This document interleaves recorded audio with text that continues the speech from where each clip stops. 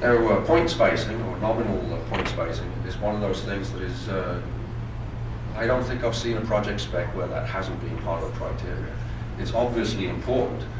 It's critical in terms of what you can get out of the data. But there's a lot of different ways to define it. You can define the nominal point spacing in terms of what are the emitted pulses, how many emitted pulses are there per square meter in a single swath of data. Now that doesn't tell you how many points you're going to get in that single swath, because you might have multiple returns over a forest canopy or in an urban environment. Then of course there's the raw post-process data density in an overlapped area. So in theory, you should get about double the density in an overlapped area. And if you're flying 50% overlap, which is starting to become more and more common, more standard, my opinion is that's the right way to fly surveys, is to fly 50% overlap. If you do that, then obviously your as-planned data density is half of what your final density should be.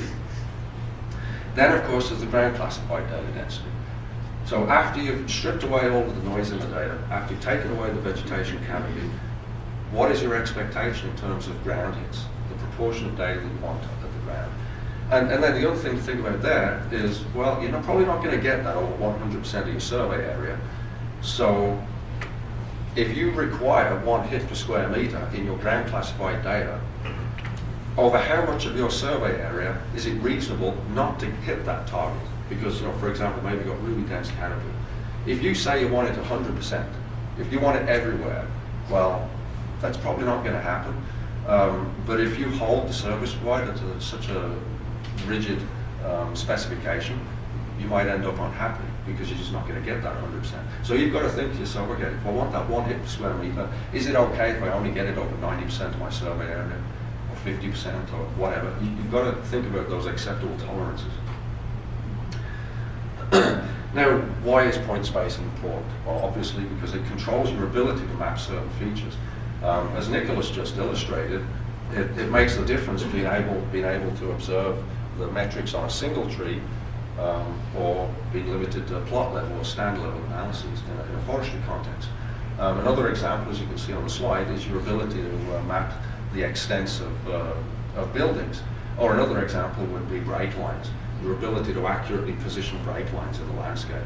Clearly, it's easier to do that when you've got a higher density data set. And as you can see in the example there, we go from a half-meter posting to a 1 meter posting to a 3 meter posting. It's the same building, where you can see the fidelity of or quality of that building footprint alters with the density of the data. Now, data density is not just important from the point of view of our ability to extract features. It's also important in terms of what we end up with in terms of data density. I think I heard that Alberta's dealing with 24 terabytes of LIDAR data right now, or something like that. Back in my lab, we were sitting on about 15 terabytes of data across Canada. And that creates some data storage headaches. And so it's important to understand how point spacing influences point density, and how point density influences file size. So this is a slide that I stole from the ILF from Jennifer Wick a couple of weeks ago. And what you can see here is that for a nominal 1 point per square meter, tile size of 1500 by 1500 meters, you're dealing with 50 to 100 megabyte file size. In my mind, that's quite easy to handle with, deal with. But if you want the same spatial extent for your tile size, but you're now moving to a 10 points per square meter, now you're approaching a gigabyte for that individual file. That's still manageable, but on some systems it might not be. And if you're dealing with thousands of these tiles and each one's a gig, and you want to load many of these tiles at once, and it might create some management challenges. So you just got to think about that a little bit. Do you really need those 10 hits per square meter? So while we're on the topic of data storage and the nightmare that can be, it's important to note that data storage and the organization of our data is critical to our ability to work with the data and exploit it and get the maximum benefit out of it and make it accessible to all of the people within our department. I hope it's apparent by now that there are various LIDAR data formats. We've just mentioned a few in one of the previous slides. I honestly don't remember the ratio here, but I think from a last binary file to an ASCII file, depending on what parameters are in those files, but you could be talking a 10-to-1 ratio in terms of file size. It could be as much as that. So clearly going with a binary file format is going to be a heck of a lot more efficient. And actually we'll look at that in a second, I think. In terms of standards, the last version 1.3 is the current standard, for want of a better word. It isn't actually a standard in the strictest sense, it's more of a specification. But it has been widely adopted both in the software sector and in the industry, service provider and end user sectors. And actually the things we saw yesterday, there's now last data management capability within ARC, so that's very encouraging. Nonetheless, some users are still more comfortable dealing with ASCII data. It's more intuitive. It's easier to work with in more generic software platforms.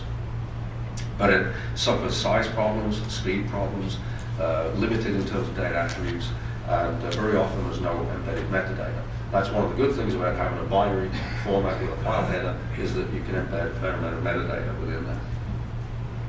And there are other generic 3D formats, such as the American standards for technology metrology. I might have that wrong, but anyway, ASTM is developing the E57 3D point cloud data format, and I honestly have no idea whether that's going to be adopted by our community. It strikes me that it's more appropriate for terrestrial laser scanning than airborne, but I guess we'll see. And then software. Well, there's another one of those shopping lists there. This is actually a good thing, and it's probably only over the last 2 or 3 years where we've started to see dedicated software for large-scale LIDAR data management. Actually, the GeoQ package has been around for probably 5 or 6 years now. But we're starting to see more packages emerging in the marketplace that can actually handle and manage and serve data across a network, or even facilitate cloud-based management of the data in some cases. Now, I don't want to go through this list. I'm not going to discuss each one of these attributes. The PowerPoint's going to be out there online anyway. But I did want to note that there are some questions that the end user needs to consider when they're specifying a project. And these are just some of those questions for consideration. Another one of the challenges, of course, is the limitations on experience and internal resources. We have seen that frequently, where these limitations have kind of led to a situation where you suddenly need to ramp up in terms of training, or ramp up your hardware or server capability in order to meet the demands that this new data set has placed upon you. And there can be a steep learning curve associated with that. And as has been highlighted before, this element of workflows is critical. Now, we've said a lot about data management, data formats, that kind of thing, but workflows are challenging. Every application has its own workflow, and a lot of those workflows don't have dedicated software. Many end users have their own specific needs. There is a lot of software out there. Software capacity is growing all the time to deal with point clouds or derivative LIDAR projects. But the point is, there are, particularly in forestry applications where maybe the procedures aren't yet standardized, a lot of workflows are developed in-house. And so what that means, in order to get from a point cloud to a kind of a decision-ready information, can be quite a complex procedure. And as I illustrated yesterday, you might go through 6 different software packages. And so very often customized or automated workflows are going to be the optimal solution if you can't get off-the-shelf software. Now, just to kind of hammer home that point, the one project I wanted to illustrate was our biomass modeling project in Nova Scotia, where working with the province and the energy sector, there was a target of extracting 1 million green tons of biomass per year. That's all been superseded. Now it's only 500,000 tons. But the point was, when we set up this project, there was this target that they wanted to extract 1 million green tons of biomass per year for energy purposes. What we had were the permanent sample plots. We had 3,000 of them in the province. We had LIDAR sampling covering about 20% of the province. And we had stand level FRI data covering the whole province. So the challenge was, how do we link these data sets? How do we develop our models? How do we predict spatially explicit biomass across the whole 50,000 square kilometers of the province utilizing these data sets? Again, I'm not going to go into the whole workflow, but this is what we got to, was this spatially explicit map of biomass. Can't really talk too much about accuracy, and that's not the intent of the talk right now. But the point I'm trying to make is, here's a workflow that describes all of the steps in what is essentially the pre-processing, or the LIDAR point cloud generation. These are the steps that discuss the point cloud raster modeling step, and these are the components of the final biomass output modeling. And there are 6 different pieces of software involved in that whole workflow. Now, since doing this, we can improve that workflow a little bit. We've learned a few things. But the point is, if you wanted to implement that in-house, it was very complex to do so. And that's one of the challenges. So a lot of work needs to be done in terms of workflow optimization. Okay, now I need to spend a bit of time on data quality, because I think, to be perfectly frank, this is the most important element of project specifications, is correctly defining what your accuracy specifications are. And the first question is, well, what is data quality? We talk about data quality as if we all know what it means, but there's actually many different elements of data quality. And then to follow on from that, what are the dominant sources of error? And I'm not going to go into any depth on that, but just understand that there are many components or sources of error. And how do we assess and how do we report accuracy? So data quality. Well, in very vague terms, we could describe high quality where all points are where they should be, they're at the desired density, and they're correctly classified. That's just a very high-level vague statement about what would constitute high-quality data. Low-quality data, conversely then, would be that the point locations are where they shouldn't be, i.e. they don't accurately align with the features that they're meant to represent. There could be large data voids within the point cloud. There could be shadowing or occlusion of the data. There might be misalignment between flight lines, or the classifications just might be in error. So, those are examples of poor quality or low quality data. That's not the same as absolute accuracy. Absolute accuracy, of course, is one element of data quality where the points truly reflect their position on the landscape within a specified tolerance. That's where we're talking about sigmas, RMSEs, 90%, 95% confidence limits. Relative accuracy is different. That's really talking about the internal consistency of the data set, or more specifically, the alignment of flight lines, or from point to point to point over a given surface, how consistent or how repeatable are those measurements of that surface. And then that leads into precision, which of course comes back to repeatability. So here's an example of relative accuracy. We can see a number of flight lines here over a building. And the top example, that's very poor relative accuracy because the flight lines don't align. Whereas at the bottom, we've got good relative accuracy because the flight lines do align. Accuracy versus precision. I know we've all come across this before, but it's worth reiterating. And we can describe these easily in terms of RMSE and standard deviation. So if our accuracy and our precision are the same, or if the RMSE and the standard deviation are the same, that means we've got good accuracy and good precision.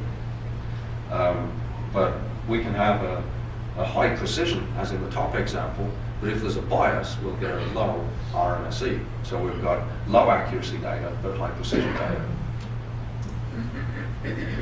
So what are some of the controls on data quality? Again, I could spend a lot of time talking about this, but I just want to put this list out there, and you can refer to it later.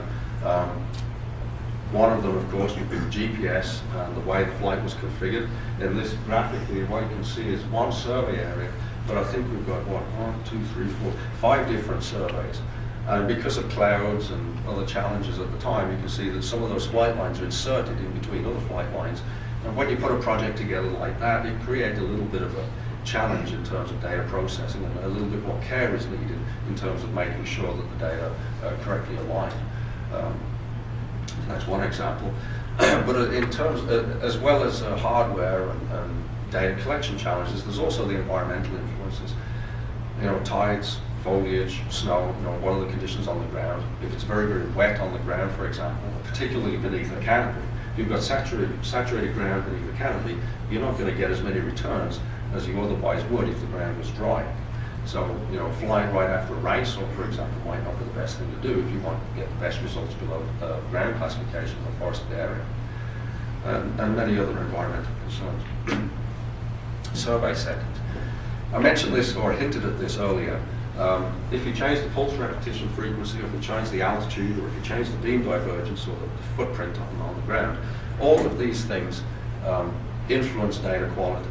And without getting into too much detail, primarily it's because each one of these things alters the amount of energy that is incident on the ground, or the target, per unit area. The more energy that's concentrated on the target per unit area, generally the higher quality the signal or the response from that target is, and you'll get a better quality, more accurate response, as a rule of thumb. If you increase the PRF, or if you increase the data density through increasing the repetition, you reduce energy, and so you tend to get more noisy data. If you fly higher, again, you reduce the energy, you tend to get more noisy data. You also degrade the positional accuracy because the footprint is a lot larger. And exactly the same goes with beam divergence. If you increase the footprint size by widening out the beam divergence, you increase energy concentration, but you also reduce your ability to determine where you are within that footprint.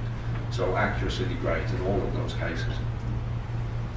Now, the example on time and leaf cover is, fairly well illustrated here, I think. In the top left-hand corner, we've got a hillshade of a DEM collected during the middle of the summer, densely vegetated environment, and we can see a fairly noisy surface. If you look below that, we've got a DEM or a hillshade, exactly the same area, captured in the fall in leaf-off conditions. It's a much cleaner DEM. Exactly the same sensor, exactly the same survey specifications. But what we see is in summer we've got 35% ground hits. And of those ground hits, a lot of them weren't really ground because there's a lot of understory foliage.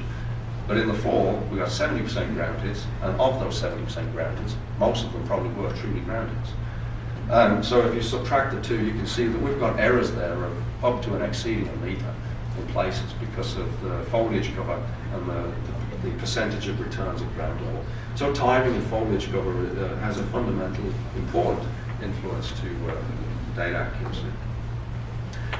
So whilst on the topic of data accuracy, what are the classes of data accuracy? Now, if we look at the FEMA, the Federal Emergency Management Agency specifications, or the USGS specifications, there are these three criteria that come out. Fundamental vertical accuracy is primarily the accuracy that you would get over an unambiguous open surface. So, for example, a survey crew would go out and collect 100 points over a parking lot. It's flat. There's no other features on that parking lot, so you know that it's definitive to the surface you're supposed to be mapping. And when you compare that to your LIDAR data, that'll give you an estimate of the FVA. And it's usually defined to a 95% confidence limit, and typically the highest quality data products are usually specified to exceed 30 centimeters, or 25 to 30 centimeters is a rule of thumb for the 95% confidence limit. What that equates to in terms of RMS is around somewhere between 7 and 10 centimeters. So those are the highest quality products. Now that's FVA.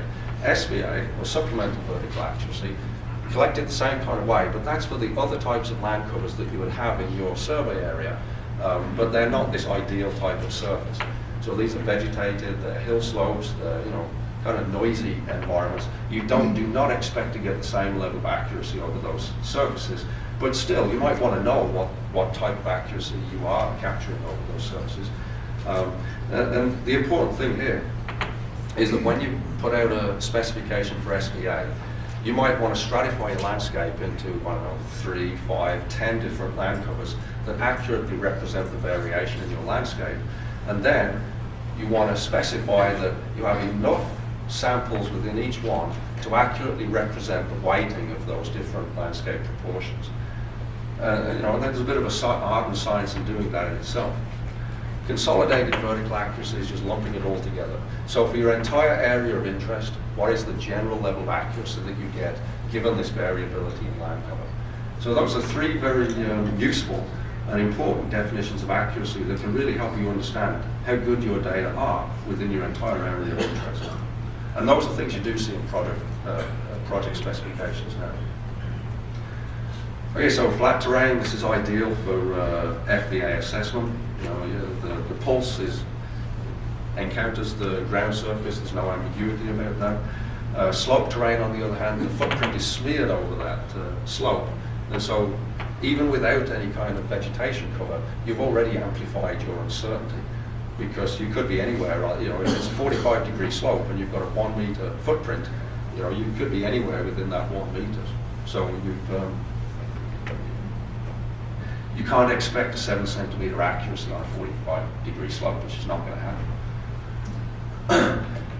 So the validation process, it can be iterative as part of the deliverable process. You know, iterative because, you know, you might want to improve your data as you're processing through it. It's often independently contracted. Not always. Sometimes the service provider has to demonstrate they've met a certain spec. It's up to the end user what they want there. But there are guidelines out there to help. ASPRS has published some guidelines on vertical accuracy specifications. FEMA, USGS have got some guidelines on those specifications too. Accuracy assessment. Now we've talked about FVA, SVA, CVA. Well, we can do vertical and we can do horizontal. Vertical is what we tend to be preoccupied with because we usually deal with DEMs, but we're also interested in break lines. And so because break lines are a very important deliverable in LIDAR data too, we want to be able to assess that horizontal or positional accuracy. And so we often do that by measuring raw points along a break line and comparing that with the break line of the data.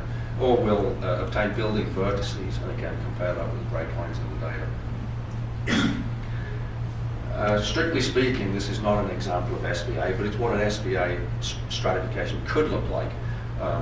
In a particular survey area, here you will see we've got grasses, hardwood forest, and so on and so forth, different types of land cover. And in this particular example, what we've got is the number of measurements made in each one of those ground covers and the associated RMS. So we've listed a number of end user challenges, and to be honest, I think I've really only, that's just the tip of the iceberg. But from an end user's perspective, you must understand your mapping needs first and foremost. What is it you want to get out of the data? Before kind of jumping in at the deep end, try to get some sense of what are the ultimate deliverables, what are the ultimate products that you want out of the data. And be cognizant of your in-house resources in terms of expertise and in terms of computing resources. You know, do you have the capacity to deal with the data when it comes in? Do you need the service provider to do a little bit more work on their end to ease your workflow challenges on your end?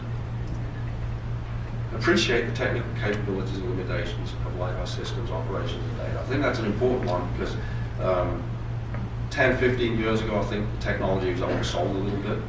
But now I think people are much more wise as to what the true capabilities are. And actually now, I think we're actually meeting those promises of 10 to 15 years ago.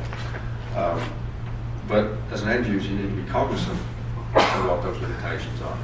Understand the quality control methods used by the data provider and or provide your own specifications on how that should be done.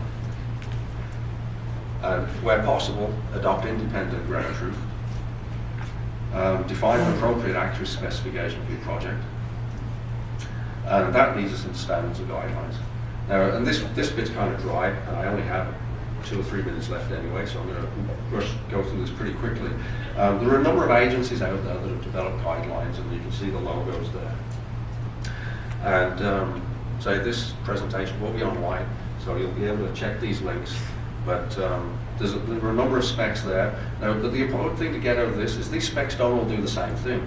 The USGS version 13, for example, is not necessarily dedicated to accuracy specifications. It does actually deal a little bit with acquisition. So it provides some base specifications for quite a wide range of the components of the data acquisition and delivery workflow. And the reason for that is because it was essentially put together for a national mapping strategy. FEMA is more focused on, or more preoccupied with flood insurance studies. So the FEMA guidelines are much more specific to a particular application. And they also provide detailed specifications on data density, quality levels that must be met within the data for different land covers, and accuracy reporting, and derivatives like break lines. Then there's the ASPRS last data format. Well, that's a data format. So that describes how the metadata can be organized, how the points are organized within the binary file structure, and also what the classification lists are. So all of that is defined within the ASPRS LAS data format. And then, as I've mentioned, there's this ASTM E57 data format, which is much more generic. So it's more expansive than the LAS format. I'm not going to get into that. Then ASPRS also puts out guidelines for vertical accuracy reporting. So, for example, FEMA and USGS both refer to ASPRS guidelines. So another thing to bear in mind here is that each of these spec or standards or whatever you want to call them, they don't necessarily exist in isolation. Many of them refer to one another. Some of them are focused with the workflow, some of them are focused with derivative products, some of them are focused on accuracy reporting.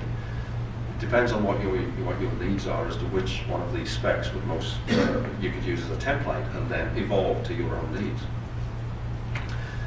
I've talked enough about ASPRS, and I'm going to talk much more about that.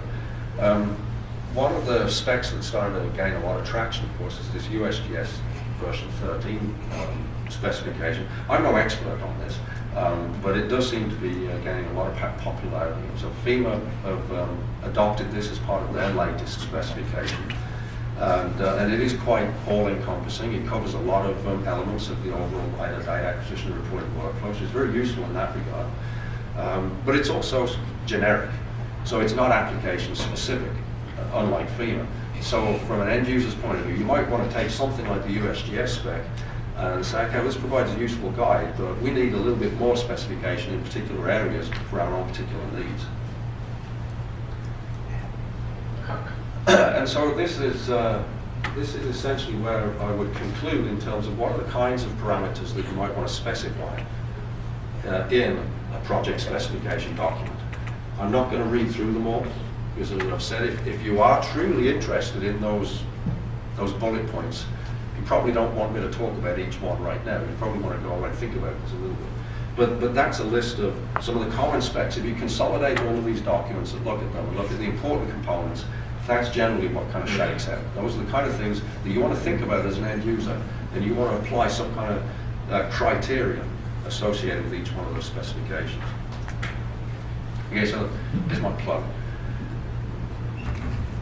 I'd say the standards are a little bit all over the place. We don't have a lot of standardization. We have a lot of guidelines and specifications that can provide some useful input to a particular end user's specifications. So one of I would say that creates a bit of a need. There is a need for more specifications.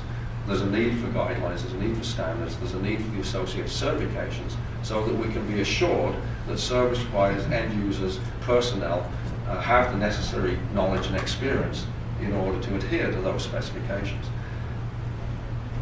So that led us to the concept of the LIDAR Institute, and myself and a number of colleagues in Canada and the US have been talking about the LIDAR Institute for a year or so now, and so that's what we're thinking about. I've got 2 slides and then I'm done. The first one is history. For the last 12 years, I've been managing this national consortium activity, which really is just an excuse for us to fly around the country and do LIDAR data collections and bring people together and do lots of cool LIDAR research. And it started out as an offshoot of Optech's in-house client demonstration surveys for the feds and for academic partners. So from 2000 to 2003, it was a very ad hoc activity. We didn't have any structure to it. Our support was basically industry, it was Optech. And then from 2003, we partnered with colleagues in Nova Scotia, the Applied Geomatics Research Group, put in a CFI, Canada Foundation Innovation proposal, got a couple of $1 million, bought our own system, contracted an airplane, and then we're off the races. And we're actually, from 2004 to very recently, we were conducting our own missions to support essentially proof of concept and new applications, development, research all across Canada, South America, Australia, Europe, many places around the world. That's all ended. We don't do that anymore.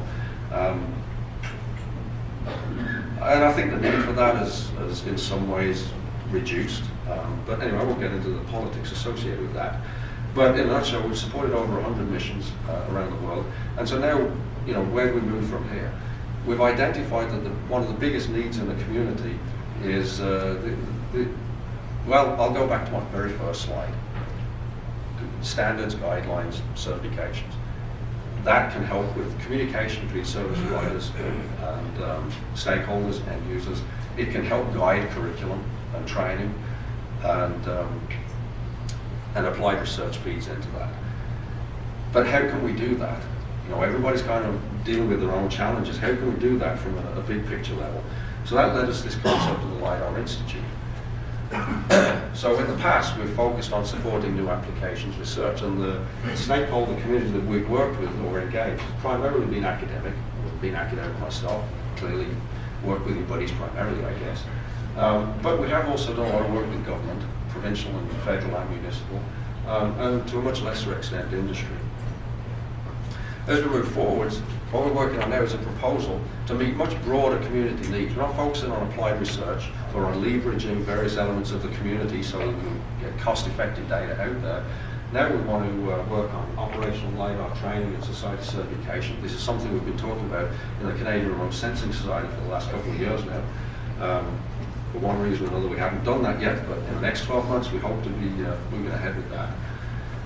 Enhanced university-level geomatics curriculum. For example, University of Waterloo is hopefully moving forward with a Masters in Geomatics in the next year or so. So that's one thing we want to try and support. Data format development, QA/QC standardization. As I hope my presentation has demonstrated, there's a lot of guidelines out there, but there's not really a whole heck of a lot of standardization to any of this. We want to continue with applied and blue sky research. There's nothing wrong with doing that. We still want to do that. There's still a need for that. There's a lot more new applications to be developed. Best practice guidelines. You know, we've seen that these workflows from point cloud to whatever it is, decision-ready information is challenged in a lot of communities, so we want to be able to work on the best practices for that. And a request for proposal and project specification templates for a range of user needs.